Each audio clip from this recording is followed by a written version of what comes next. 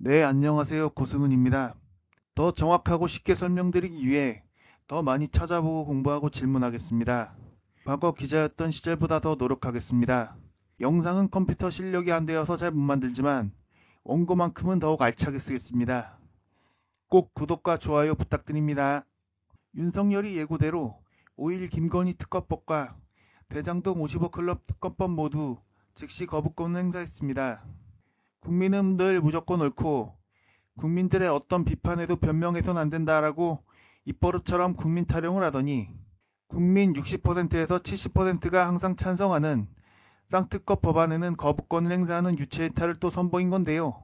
김건희 특검법은 김건희와 또 대장동 특검법은 부산저축은행 부실대출 사건의 수사 책임자였던 자신을 보호하기 위함이 아닐까라는 의심을 더욱 짓게 합니다.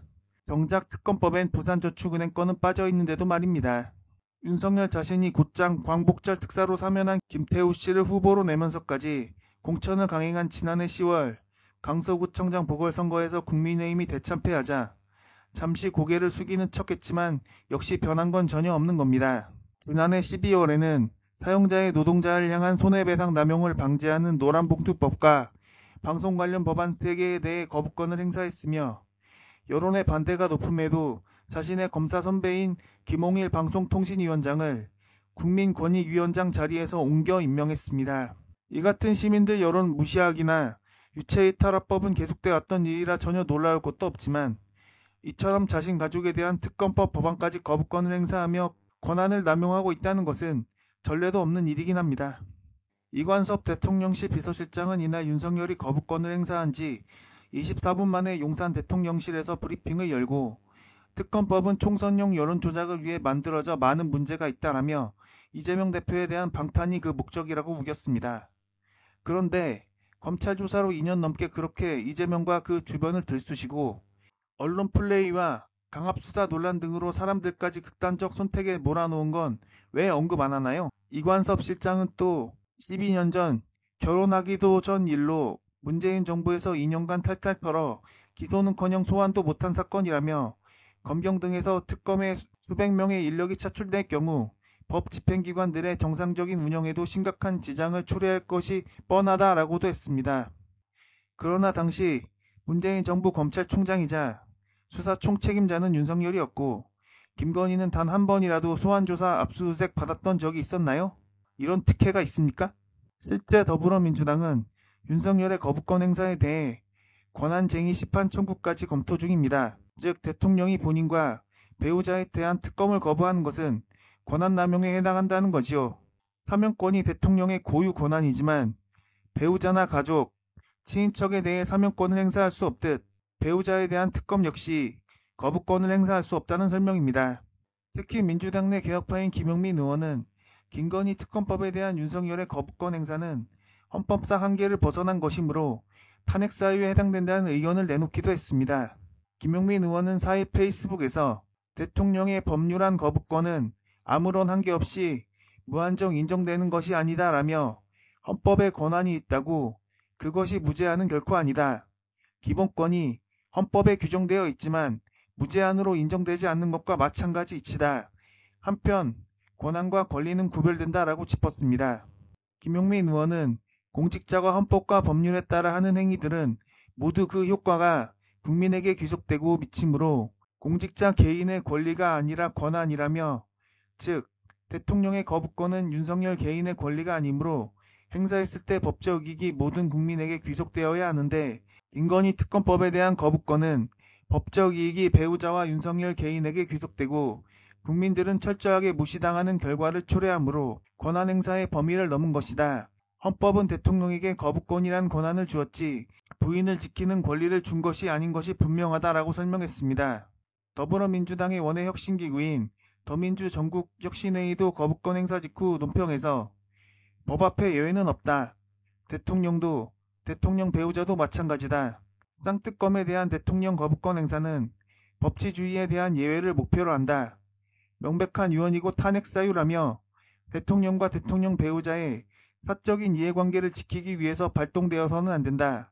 명백한 위헌이고 탄핵 사유라고 일갈했습니다. 윤석열이 이처럼 거부권을 행사한 쌍특검법은 국회로 돌려보내지게 되며 제적의원 과반수 출석에 3분의 2 찬성으로 재의결할 수 있습니다. 언제 재의결해야 하는지는 법에 명시돼 있지 않습니다. 국민의힘은 거부권 행사가 대통령의 고유 권한이라며 조속한 시일에 재표결을 해야 한다고 외치고 있지만 민주당이 받아들일 리 없습니다.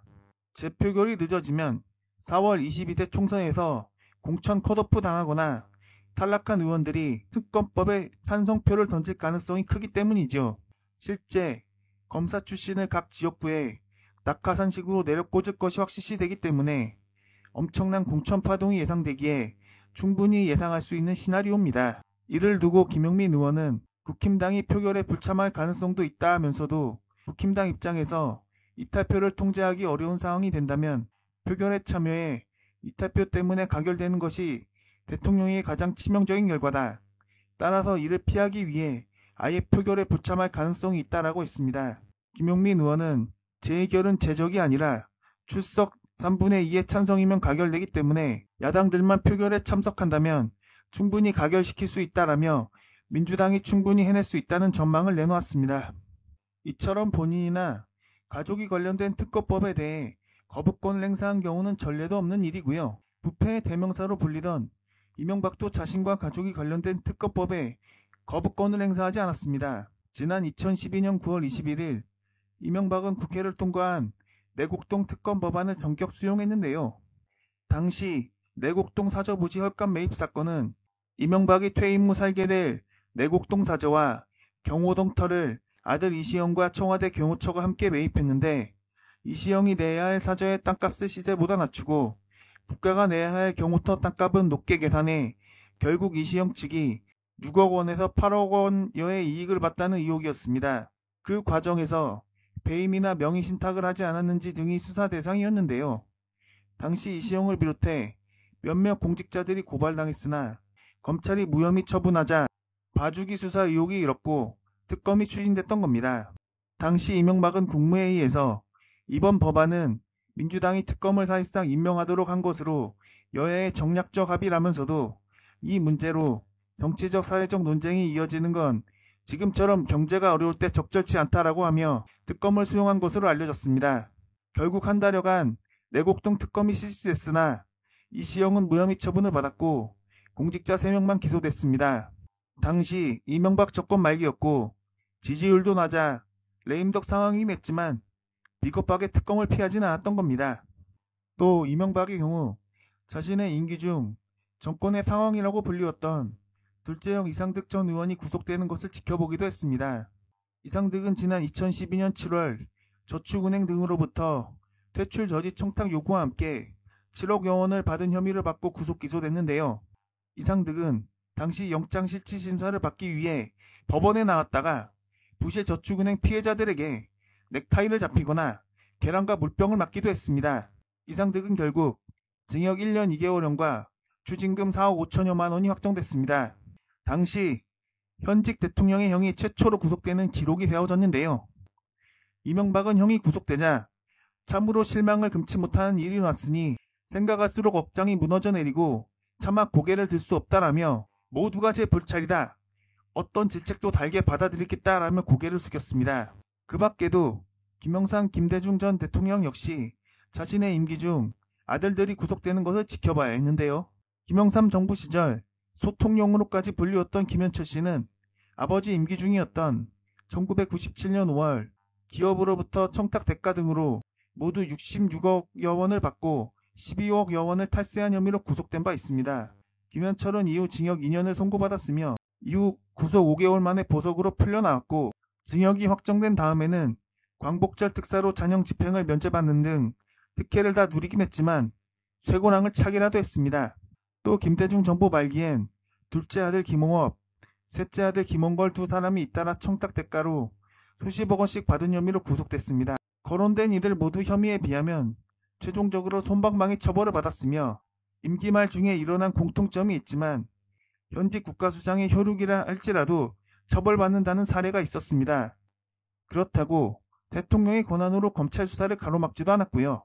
아무튼 이번 윤석열의 거부권 행사는 그저 아내를 지키는데 온 힘을 쏟는 것으로밖에 보이지 않기 때문에 엄청난 역풍이 뒤따를 수밖에 없습니다.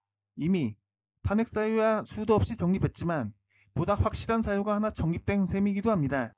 윤석열이 그동안 거부해왔던 양곡관리법이나 간호법 제정안, 노란봉투법 등의 경우는 피해보는 이들이 상당함에도 정책상 이유라는 핑계라도 될 수 있었지만 이건 어떠한 핑계도 안 먹힐 일이라서요. 공과 사를 구분하는 사고 자체가 아예 결여돼 있으니 저런 행동도 대놓고 하는 거라고 할 수밖에요. 특검 통과 뒤 실시된 각종 여론조사에서 특검 찬성 및 거부권 방대 응답은 예외 없이 70%에 육박해왔습니다.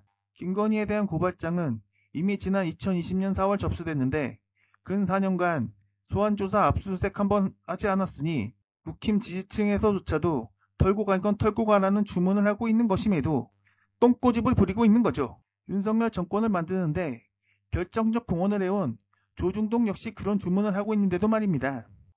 조선일보는 지난 2일 사설에서 공정하게 특검을 구성하고 총선에 영향을 미치지 않도록 하라는 게 국민 다수의 뜻이라며 윤 대통령이 진솔하게 이해를 구하고 총선 이후 특검 실시 약속을 해법으로 제시했습니다. 조선일보는 특검 받아야 하는 이유로 대통령 선거 때는 내조만 하겠다고 했는데 선거 후 김건희 여사 처신과 관련한 논란이 끊이지 않았다라며 특히 최근 불거진 명품가방 문제가 특검을 거부하면 안 된다는 공감대 형성에 결정적으로 작용했다라고 직격했습니다. 중앙일보 역시 1일자 채움 칼럼 퍼스트레이디 스트레스 해소하고 가야 해서 2021년 검찰총장에서 물러난 윤석열의 입당을 권유하러 국힘 정치인들이 서초동 아크로비스타를 찾았을 때 김건희가 우리가 입당하면 저를 보호해 주실 수 있나요? 라고 말했다는 뒷말을 전했습니다. 칼럼에선 김건희가 해외 순방 중 명품 편집 매장을 들렀다는 사실과 명품백 수수 의혹도 짚으며 디올백을 받은 건 아무런 변명의 여지가 없는 과오였다라며 강하게 질타했습니다. 동아일보 역시 지난달 29일 사설에서 최근 여론조사들을 보면 대통령의 거부권 행사에 반대한다는 답변이 60%에서 70%에 이르는 것으로 나타났다. 갈라진 정치 지형에서 논쟁적 사안에 이렇게 답변이 모인 일이 별로 없었다. 그 민심의 무게감을 직시해야 한다는 뜻이라고 한 바 있습니다. 실제 조중동 입장에선 윤석열이 그저 자신들이 내세운 바지사장 그 이상으로 볼 리 없습니다. 즉 자신들의 말을 듣지 않으면 얼마든지 날려볼 수 있는 무기쯤 갖고 있지요. 그렇게 자신들이 띄워주던 박근혜도 조선중앙일보에 덤벼드니까 자신들이 원하는 내각제 정답을 외면하니까 바로 최태민, 최순실 일가권 터트리면서 사정없이 걷어차버리지 않았습니까? 이렇게 특검법까지 거부하면서 폭망의 길만 계속 찾아가고 있는데 이대로 가면 국힘이 총선에서 더욱 쪼그라들 텐데 이제 자신들이 계획한 다른 시나리오를 가동하려는 것이 아닐까요? 이재명 죽이기 시도만큼은 계속하면서 말입니다. 저들이 갑자기 태세 전환한다고 해서 절대 놀라지 마십시오. 쟤들 본질은 절대 변하지 않습니다. 앞으로도 더욱더 알찬 원고로 찾아뵙겠습니다. 여러분 오늘도 감사합니다.